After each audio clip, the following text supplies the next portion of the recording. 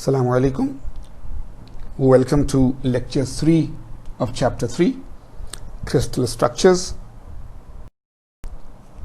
As usual, we will quickly review what we covered in lecture 2, and then today we will start with comparison of FCC and HCP unit cells and start the topic of density. In density, we will talk of volume density, planar density, and linear atomic density. We will finish this part by a quick discussion of what is called polymorphism, and then a totally new topic will start, crystal structure analysis, the experimental level of microscopic analysis, in which we will start with X-ray diffraction analysis of crystal structures, and so on. And this last topic, this crystal structure analysis, we will see if time today permits us to start it or not. So let us see quickly what we covered in lecture 2. We talked of atom positions in cubic unit cells using the Cartesian coordinate system. We showed you this cubic system design, where the left corner of the back face of the cube will always be the origin, and X will be coming out of the paper, Y and Z will be on the plane. We talked of directions in cubic unit cells, which are called direction indices. The points that we did earlier are position coordinates or points, and these are directions. And then we did a lot of examples. 1, 2, 3, 4, 5 examples are right here of 100, 111, and so on. More examples, 100, not more examples, the same examples in more detail. This one, right, where you change the origin, move the origin, where you have a minus sign, and then a sort of a flow chart of how to go about it when you have negative numbers and when you have change in then we did the other side of it, that rather than the direction indices given to you and you find the number, this time the numbers are given to you and you draw these. So we did all of these, 1 and 2 one more example here, one more example here, one more example here, another example, one more example where we shift to a parallel like this. So we covered lots of things, that, right? Same thing explained to you. Then Miller indices of crystallographic plane. Again, sort of a flow chart, that if there are fractional numbers, if there are whole numbers, if we have to shift the origin, if there are, and then 1 example, 2 example, 3 example, we did each of them, right? We did. Then more examples. I mean, if they are not exactly on the corners, if the points are in between.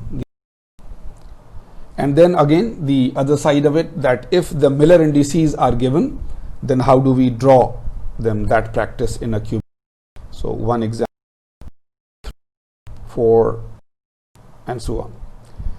So that was right, the 3 important things of position coordinates or points, of direction indices or vectors, and of planes and Miller indices of the planes.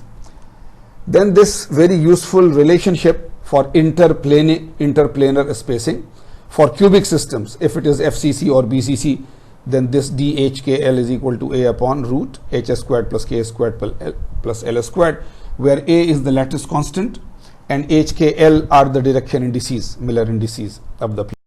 And very simple example of this. Right, so this is where we finished. Then we gave you a quick self-study, that for hexagonal unit cells, the directions and the planes, right, I have shown you these, and this type of and this diagram, and so on. Go through these yourselves, and so that was And I told you that if I say it is a quick self-study, then it means that I am not going to ask numerical problems based on this, but other things, very quick small theory questions or true false and so on, we can ask from there. And if you have, after going through these slides and trying to understand, if there is some confusion, then you can ask me later. So now we start today's lecture, lecture 3. Comparison of FCC and HCP. First of all, why do we compare? BCC, if you remember, BCC, the atomic packing factor was 0.68. But for both FCC and HCP, the atomic packing factor is 0.74. So these are called close packed. Close packed means they are more dense, they are more closely packed. So this is the only thing. The other thing that I am saying here, you don't need to really understand. We are just showing you FCC and HCP, right? This is the structure of FCC and this is the structure of BCC. It is written here, right? It is BCC, but that is okay. We don't want, the only thing important is that both are close packed, so they are more heavily packed with atoms than compared to BCC. And here we are just showing you, comparative and so on, third layer, fourth layer and so on. So this is not important. I mean, if we are very much into the crystal structure analysis at a deep level, then we will see. But here we are just showing you that for an HCP crystal, for an FCC crystal, you will see that the packing, the close packing is similar. So that is about it. This is the now very important topic, very important.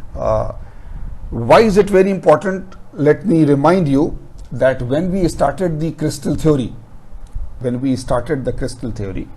BCC, FCC and so on, we said that to mathematically solve it, there are two major assumptions. One is that each atom is treated to be one solid sphere. Each atom is one solid sphere. We are not thinking of the reality that inside there is a nucleus and then there are huge empty spaces and then there are electrons in shells. The whole thing together, the protons, the neutrons, all the electrons together is one atom. So we will consider one atom as one solid sphere. One thing. The second, that inside the crystal, if it is a cube or anything, we will assume that each atom touches the other atom. So if it is the front face and there are 4 corner atoms, then each of the atoms is touching the other atom. Unless, of course, like there is a BCC, so in the center of the cube you have first one atom, so it is pushing the others and so on. So these two assumptions, that each atom is a solid sphere and all the atoms in a cube or in any other place are trying to touch each other. These were the basic. Then if this theory is correct, then the experimental results will tell us that this theory is right. So when we started BCC, we found the 4R is equal to root 3A or something like that. So from there you can calculate A is equal to 4R upon root 3, which is now a theoretical equation, assuming that each atom is a solid round and each atom is trying to touch the other atom. The radius of the atom is found experimentally from atomic theory, right? That is not our concern. It is done earlier. You have done it many times. In Thanviya, in university and so on, you have done it many times. So the radius of the atom experimentally found is available. Now put it into the equation A is equal to 4R upon root 3. So you are predicting based on the crystal theory that A will be so much. And then we said that in the tables we showed you for BCC and FCC and so on, that the experimental value of A is also given. Experimental value. We don't know right now how experimentally they are calculated. We will cover that, hopefully start covering that today. Experimentally, how do you find that? But those experimental values are there and your predicted value of A from the equation is there, and if the results are very close, then it means that the assumptions we made are right. And we found that these are nanometers, and until the third place of decimal in a nanometer, the numbers are the same. So this is very, very, very close. So this was a big, huge achievement that the theory is satisfied. Now this was at a very high level of experimental work, microscopic level, where we can find the lattice constant. But something that we can do very easily in normal macro scale, macro is normal scale, which is density, which is now we are finding density, right? So we will describe it. So this will be the second experimental verification if our crystal theory is right, that based on a crystal, based on a unit cell of a crystal, we find the density. Then we go to the normal tables where density of different materials are given. And if the density that we find from the theory right now, theory, is the same as the density that we find from the macro scale, then this will be the second huge result that, oh my goodness, the density that we find at the crystal level from the crystal theory is the same as the density that we find at a normal level by taking 1 kilogram of a material. So now the volume density, simple, right? The density, simple density, we are calling it volume density, but this is simply density. Why we are calling it volume density? Because later on we will describe some other densities also. So this is the normal density, and of course density is mass per unit volume. Remember, density is mass per unit volume. So here what mass? What is the mass of the atoms in the unit cell? And what is the volume of the unit cell, right? The density definition is mass per unit volume. Here we are in a crystal. So what is the mass of the unit cell and what is the volume of the unit cell? So that is it. This is the definition, right? This is the definition. As an example, we will, to understand this equation, let us do an example. Find the density of copper. Find the density of copper. Copper is FCC. We can go to the table where FCC materials were given. Copper is FCC. It has an atomic mass of 63.54 gram per mole. This is not in that table. If you go to the periodic table or something like that for all materials, sorry, not the periodic table, the atomic table, where the radius and atomic mass are given, then you will see it is gram per mole. Gram per mole. This is the atomic mass unit. One atomic mass unit is 1 gram per mole. That in 1 mole of the material, how many grams are there? So this is from the atomic table, right? This atomic radius could also be from the atomic table, but it is also given in the FCC table, right? So the radius of the copper atom is 0.1278 nanometer and its mass is 63.54 gram per mole. So let me leave it for you, right? Again, try to do this thing that these two values are given. You know the previous things. For FCC, you know the equation. Remember, for FCC, the equation is, say, for R is equal to root 2 or something like that, right? So the A and R equation is there. You know that FCC or BCC are cubes. So each cube has a volume of A cubed. You know for FCC, BCC, how many equivalent atoms are there in one cell. For BCC, it is 4 atoms per unit cell. For FCC, it is 2 atoms per unit cell, right? So remind yourself of all those things. Pause my lecture here and do this calculation. That how many atoms are there, mass per unit cell, what is the volume? Volume will be A cubed, and do this please. And once you have done it, you are 100% sure, then start the slide. So this is what we are doing. We are saying that 4R is equal to root 2A. So A is equal to 4R upon root 2, right?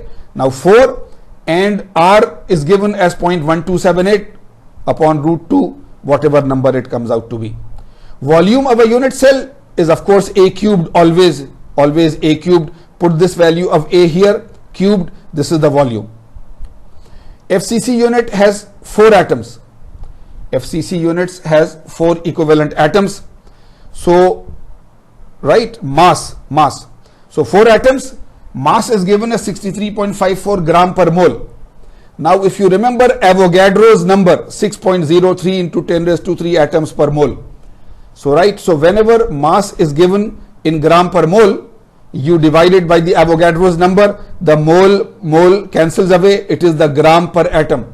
So it is the mass of one atom.